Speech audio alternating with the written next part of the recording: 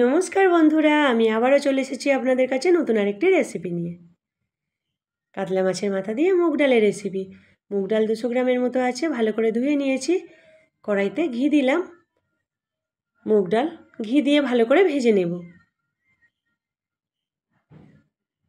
ডাল ভাজা হয়ে গেছে।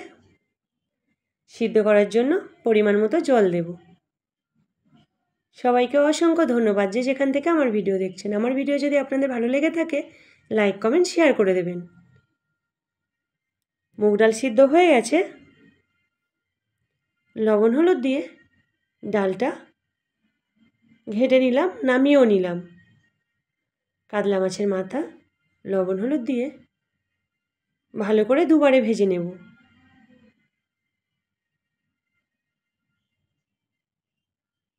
কাতলা মাছের মাথা দিয়ে মুগ ডালের রেসিপিটি কেমন হয়েছে কমেন্টে সবাই জানাবেন। পুরো ভিডিওটা দেখার জন্য অনুরোধ রইল। মাছের মাথা ভাজা হয়ে গেছে। কড়াইতে সর্ষের তেল, জিরে, শুকনো লঙ্কা, তেজপাতা ফোড়ন দিয়ে পেঁয়াজ কুচি, টমেটো কুচি দিলাম। পেঁয়াজটা ভাজা হয়ে গেলে আদা রসুন বাটা দেব। হলুদ গুঁড়ো, কাশ্মীরি লঙ্কার গুঁড়ো, পরিমাণ মতো লবণ দিয়ে মশলাটা কষিয়ে নিলাম। ভেজে রাখা কাতলা মাছের মাথা দিয়ে খুন্তির সাহায্যে মাথাটা গুঁড়ো করে নিলাম। সিদ্ধ করে রাখা ডাল দিলাম।